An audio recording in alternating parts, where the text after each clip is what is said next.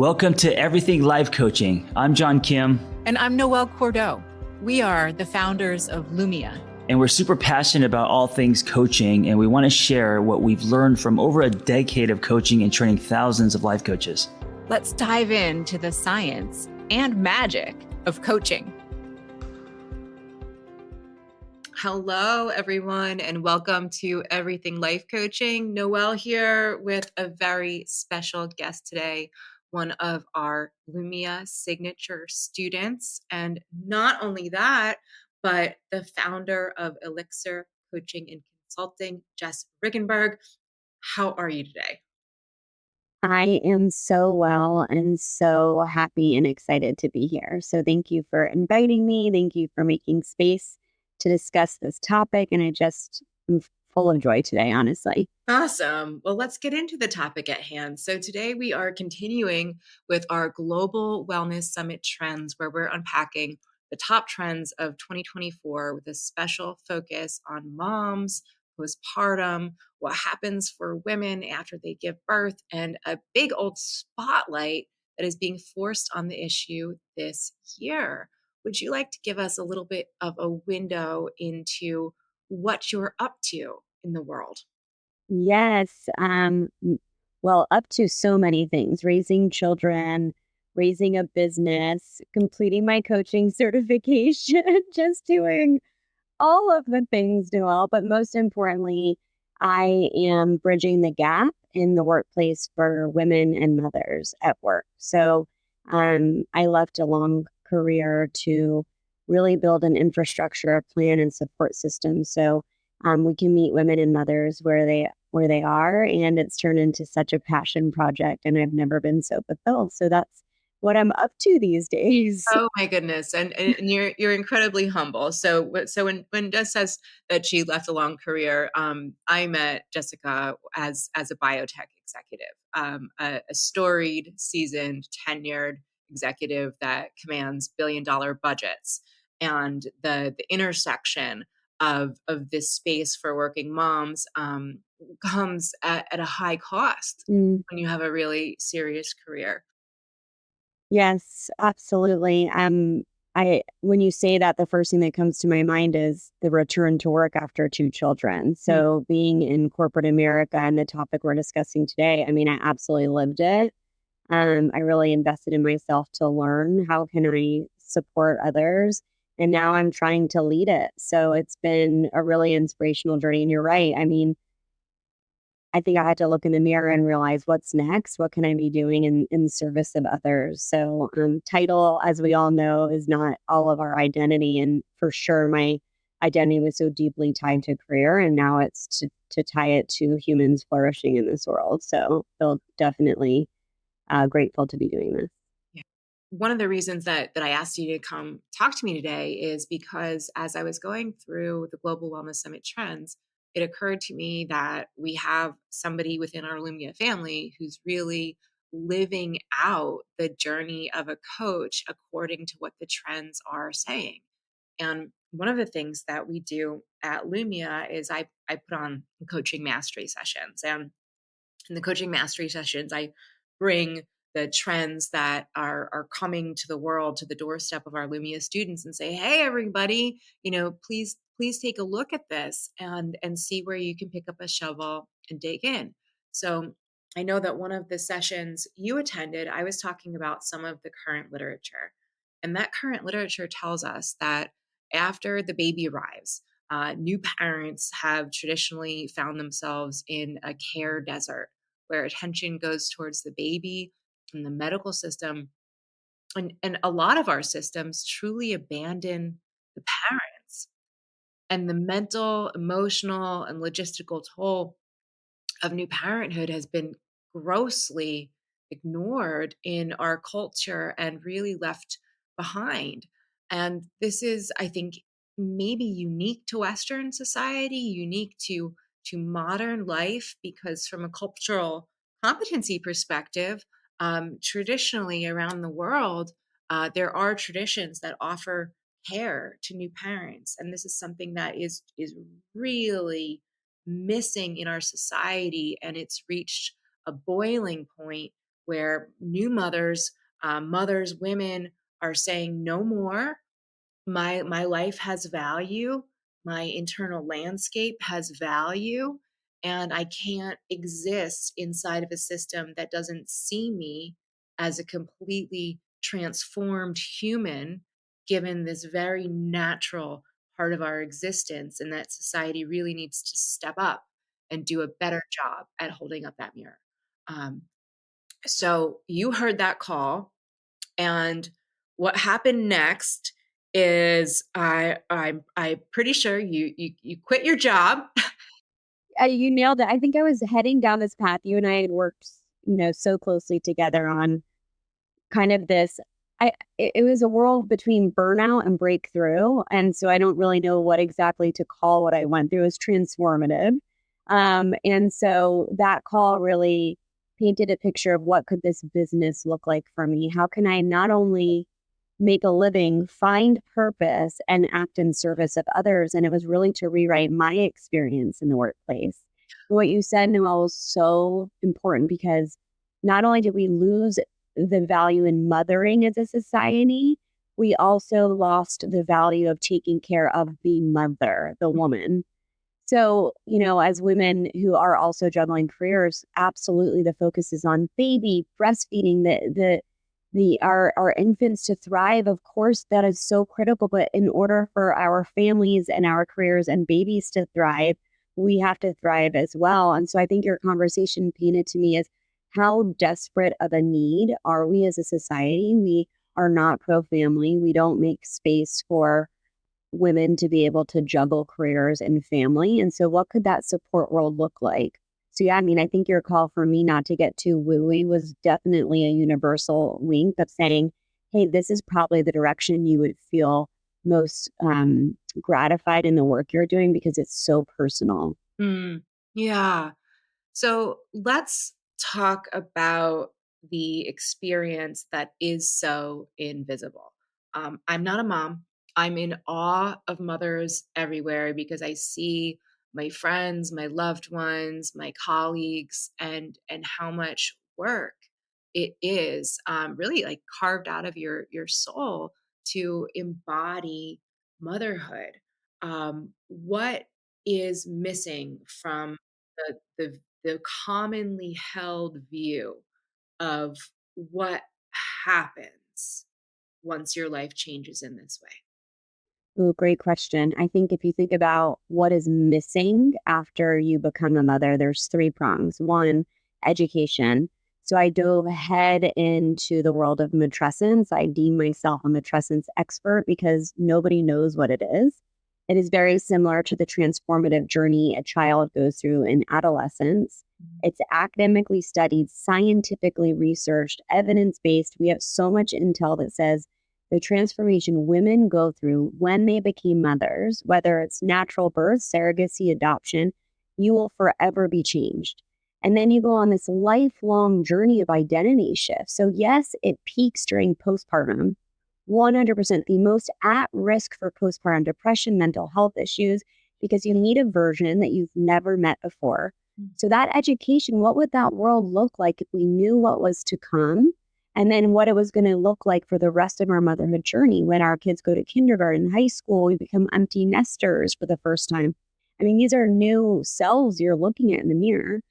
So absolutely education. The second, support, having support. I think that comes from the storytelling. We don't storytell about motherhood anymore. We don't share the good, the bad, and ugly because we're a society of perfection. So vulnerability is looked at as a weakness. So how can we storytell and support other mothers? That world to me would be modern motherhood unlocked. We would all be able to flourish and thrive.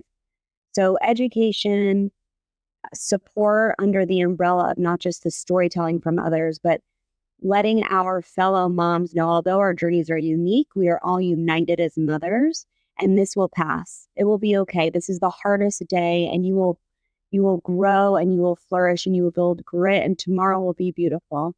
And then the third is in the workplace. I can't move the mountains of maternity leave and equal pay and work-life flexibility. Those are massive mountains for women to flourish in the workplace, but I can't move those mountains today. What I can do is educate leaders and organizations on how to have a welcoming culture that supports mothers through matrescence at work, leaders that are empathetic, that understand the unrealistic journey of motherhood at work, and a place where they can find a community together so they don't feel alone. And so I think if we check all these boxes, I imagine a much more gentler world where we can thrive in motherhood and motherhood specifically at work. Absolutely. And this just really cuts to the core of what everybody needs from an intersectional identity perspective in terms of being seen. Mm, And it seems like, thinking about the crush of getting back to work, that so much of this is hidden and that folks feel a need to stuff, hide, mask their existence, because so much of the world of work has been over the years built up in the image of men, and that we're trying to bend into very specific shapes. So what do you see? What is that invisibility really like? What have you been hearing from other moms? yes, I mean, I think whether it's one-on-one clients or workshop or group coaching facilitation, I think the constant thread is I'm struggling. I mean, there are many women who are doing well, right? I mean, they're maybe they can afford nanny care, maybe they have the perfect flexible work environment, maybe they were really blessed with this beautiful postpartum journey. But for many women, they peaked mental health crisis in their return to work. They were met with a patriarchal workplace, as you mentioned. We fought in the feminist movement to have a seat at the table to work, but we forgot that we are also mothers. So now you're creating a world where there is no time. So I think many clients are trying to figure out, how do I make time to take care of myself? Where do I fit in this puzzle? Because if you look at since 1965, parents are spending more time with their children than ever. Mm. Right? So, I mean, it says we're making time for our kiddos, but we call that intensive parenting. Mm. And then we're also spending more time at work, which is intensive working. So we're giving our all to everything except ourselves. So many of the conversations are making ourselves a priority. So we're not pouring from empty cups. I hear this time and time again, building back self-confidence, prioritizing self-care, whatever that looks like for you, considering what do I want in my career, really working on this guilt and shame and burden that comes with motherhood. And all of those have to happen when we make time for ourselves and we prioritize ourselves in the midst of all of the chaos of work and child rearing. Yes, yes. And I've been talking a lot about the role of coaches and coaching and coach programming and coach training, providing a space for coaches themselves to step up as social first responders. And what I'm seeing with this current focus on postpartum wellness is a cultural shift that's calling for cultural change and significant Mm, change in the current post birth experience. So, if this is done well, it looks like integrated medical, it looks like wellness teams, it looks like benefits training that can deliver an empathetic approach to support new parents' physical and emotional well-being, including, as you said, education, nutrition support, physical therapy, pain focused therapy. mm.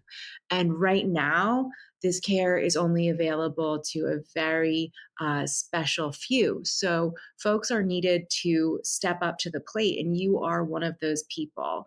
So thank you for your work. And I just kind of want to pull the curtain back and say, as we go through these trends, a lot of people out there in the world listen to our podcast, they come to coach training, and they think of, well, how do I do this? How do Mm, I actually build practices that can create impact in the world. And you've only been at this for a few months, but you've had really early traction. You have a roster of clients, you're pitching to corporate entities, you have strategic partnerships lined up. And so you're a living, breathing example of what is possible when you combine passion with a little bit of industry knowledge and some go-getter attitude. Can you talk a little bit about the type of programming that you see as necessary and what you're doing to bring this to others? Yes, first of all, thank you for the kind words. I really genuinely appreciate that. I think so much of what I'm doing right now, I've done inside of organizations for years. So I've had this like really incredible skill set to lead, to support, to invest in others so that they can be successful at whatever that means. And so by pivoting to an authentic pathway, so I would say number one, if you're going down that path of coaching, it's going to happen much easier if it's coming from an authentic place of service. I think as coaches to remind ourselves that we are acting in service of others. That is always meant with abundance and good, and to offer your help and time. The world needs us. So for me, I will never stop from asking for help from others, reaching out to offer my services, because I genuinely believe I am trying to make the world a better place. This has to be done. This is important work. You said something that was so important earlier too, is that visibility piece, visibility on postpartum. So if we look at the suite of services that have to happen, there's also bringing the visibility to the why. Why are we even here? Why is this becoming a focus? And so, for example, the return to work packaging I'm doing, I want organizations to say, we have a part of this. We have some ownership to support our employees as humans, knowing that the change women go through after having children is the most difficult transformative moment. Or this is a bio, psycho, socio transformation they go through. Of course, they're at the most critical point in their lives. So I couldn't look away because, of course, I had been there and I had to try and bridge this gap.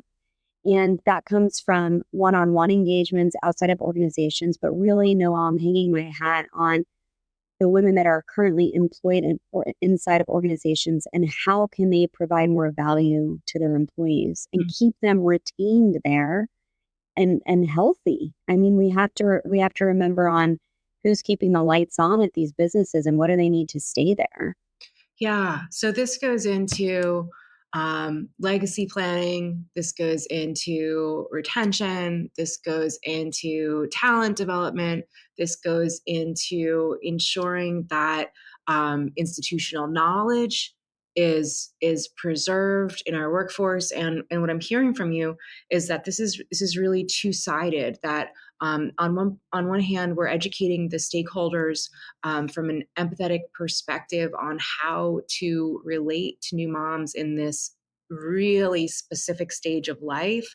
And then we're also educating new moms in how to navigate their intellectual existence alongside of the challenges of modern life, because what I heard you describe is a never-ending need to be present and accounted for, whether at home or at work. So this seems like stakeholder education and one-on-one / group support. Is that what that's looking like from a coaching perspective? Yeah, the organizational packages we're looking at supporting companies with is under the health and wellness benefits. How can they leverage the resources of not just educating the leaders who are managing these mothers, and perhaps some of the leaders are mothers themselves, but also giving the mothers tools, skills, and understanding. Because you know this, with insight comes growth and behavior changes. So what kind of supportive environment and stories can we be telling ourselves as mothers if we said, there's no such thing as a bad mom? I will never be perfect at work. I will never be perfect at home. How can I support myself, and how can my leaders support me as well? I think that is really where this business I'm building is going to live. It feels the most impactful, but I'm also working with community groups. I have found online groups of working mothers. They are looking for a voice. They want to feel heard and supported and united. And so I'm doing, local community group workshop facilitation, online group coaching, wherever there is a need. I'm happy to show up. And it all comes from the birth of matrescence, this education piece, because we deserve as women to know what we're going through, the cognitive neuroplasticity changes that happen after having children. And our brains are completely remodeling. We deserve to know these things. And it's actually the cognitive benefits go on for all of motherhood. You become this elite multitasker. Like, keep us in the workplace, just support us. Yeah. And the stakes are really high. There was a statistic, 60% of working mothers have mental health issues, right? So Yes. what I'm hearing you say on one hand, the potential return on investment is that if your neuroplasticity changes and motherhood gives you the adaptability and resilience to become a master multitasker, this is a skill set that can be absolutely capitalized on. And then when the very real physiological changes are ignored, it Yeah. leads to widespread decline. Oof. Yes. Wow. What a what a visual to grasp onto if you look at it from a data perspective. Another data perspective that is just so visually glaring to me is 43% of women are going to leave the workforce after having children within the first 5 years. That's their most at risk.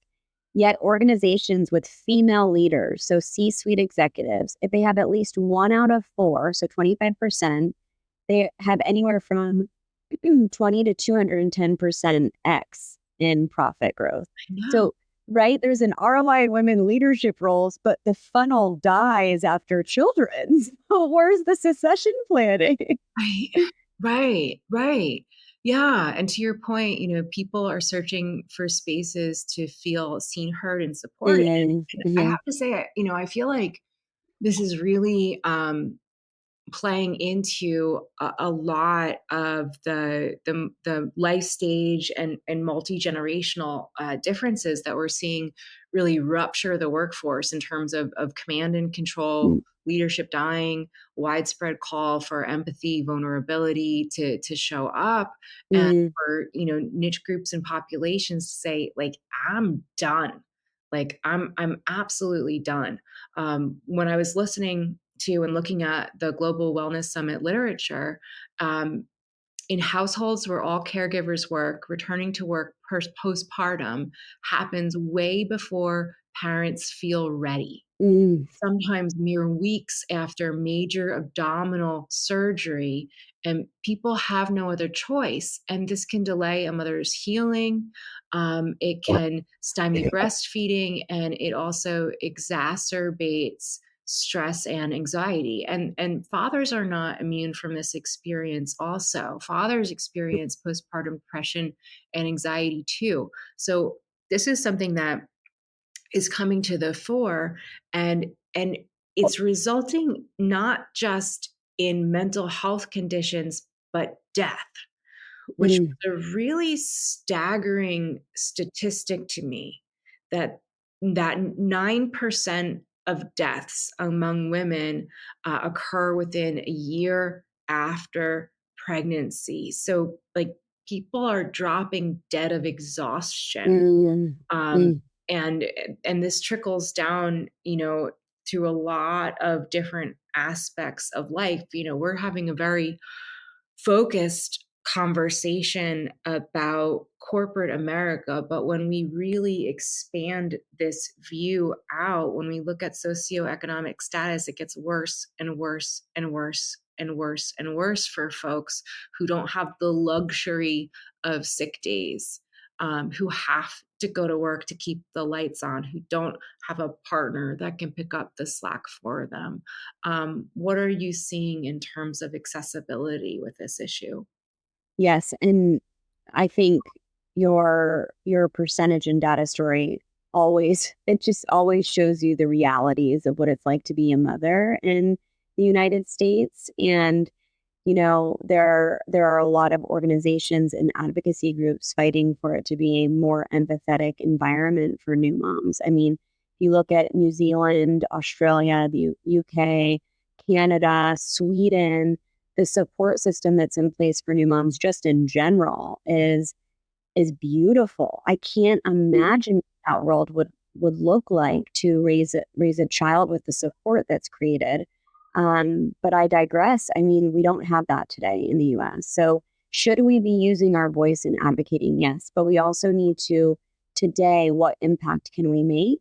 And I think the coaching world, what we do in one-on-one coaching or in any space of coaching is really finding out what's working with you, what's right with you as a human, trying to figure out where you can get comfortable with vulnerability, and that we don't live in a movie. Our lives are not a movie made of perfection. And so how can we support moms during probably the most critical point in their life where they're judging every single thing they do? They don't have the community. They're very lonely in that moment. Imagine where there's somebody on the other line telling you, this will pass. This will be okay. What went well today? What was the best part about your day? I can only imagine what my first 90 days of motherhood would look like to have that support. So regardless of workspace or not, you are beating yourself up day in, day out as a new mom because you don't have the education and support like you do in many other countries. One thing that you mentioned, the Global Wellness Summit, was so shocking, I think you and I both discussed, was that most health and wellness benefits don't work inside organizations for the most, right? And what I took away from that was nobody has extra free time to benefit or use those resources outside of work. Yeah. I believe this work has to be done during work hours to say we value as a human, what support do you need? To feel seen and heard, to have a voice in motherhood, to be able to say, I am really struggling. You can either retain me and support me, or you can backfill this position and pay, 100x my salary to go job hunt and fill it. And so what would that look like? But yes, it is the scariest time when you become a new parent. Men, 1 out of 10 men during postpartum have postpartum depression. So whether it's dropping from, a slew of issues, maternal wellness, hospitals really don't invest in underserved populations or minority populations. Their numbers rise, even higher in their rates of death postpartum. So I think women in general just deserve to be supported themselves so that they can support the children that they're raising as well. Yeah, and I love what you're talking about is basically a doubling down on investment and coming from a perspective of getting in there to give women a reason to invest in themselves. So it starts with, okay, we need the stakeholder awareness, we need the empathy, and then we also need the positionality coming from inside the workplace to give the woman herself a voice to say, this is what I need. This is what I need. This is how it would help me, and then this is what I'll be able to do, based on that. So what happens when women rise? What kind of return on investment can we expect from this type of initiative? Yeah, I mean, if you look at engagement rates, so specific to the workplace, 63% of working mothers are disengaged. I think probably your biggest ROI is once you start building a culture of coaching in the workplace, coaching mindset for leaders, empathetic, emotional intelligence, and then the women themselves feel like they have a voice, they have a community to go to and get support, whether that's, hey, where would you recommend breastfeeding in the office or nursing or pumping in the office, or maybe it's my kiddo's first day back from kindergarten and I'm interviewing for a promotion inside the work. Who can I talk to? Engagement is going to go up. It will, because they feel united to you as a human culture of business. You're bringing humanity back to the workplace. So I would believe your biggest ROI is engagement. And again, productivity would probably fall under that umbrella, but retainment. I think many women that leave the workplace, especially as you mentioned earlier, the hourly workers, retail workers, restaurant workers, for example, maybe they would feel like they have another option. Maybe they would feel like I don't have to leave because I can vulnerably talk to my community at work and figure out what do all of my options look like. Right now, I think many women at work are suffering in silence. They don't know who to talk to, how to navigate all these hurdles. And I think community building, we look at the ROI on coaching in general, right, through the ICF. It's organizations who invest in coaching in general always see an ROI typically. So I imagine if we invested in women, regardless of level or title or executive leadership role, the ROI would be quite astounding. Yeah. I completely agree. And so, what I'm hearing is from, a scalability perspective, what it really comes down to is the availability to have vulnerable, self-invested coaching conversations about how can I stay where I am and feel confident and comfortable within my role, within my position, within the new identity that I'm taking on as we are literally building out, the next generation, the fabric of our society. Oh, Noelle, that is powerful. We are building the future fabric of our society today. Like that's happening today. And I know for my coaching journey, I want to be one of the stitches threading these pieces together so that it's the softest, most beautiful blanket. Oh, I love that. And I'm so stoked, to be bringing this to the fore. And thank you for doing this work. And thank you for being a great example of somebody who, took information coming from one of my coaching mastery trends talks and turned it into a business and is turning it into an organization, a corporation that touches lives and is changing lives. So thank you for the work that you do. Where can folks find you if they want to talk to you about how to get involved?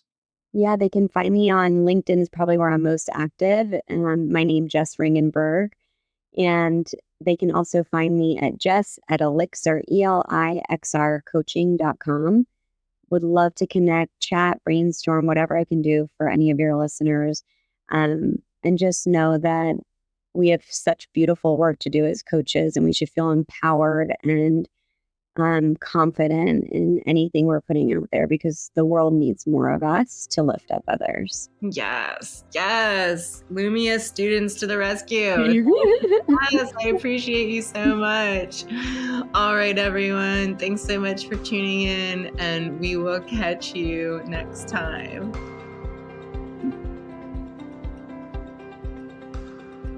Lumia is ready to equip you with the tools, training, and community you will need to reach your goals.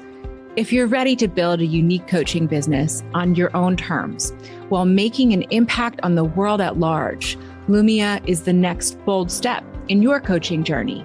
That's lumiacoaching.com/everything.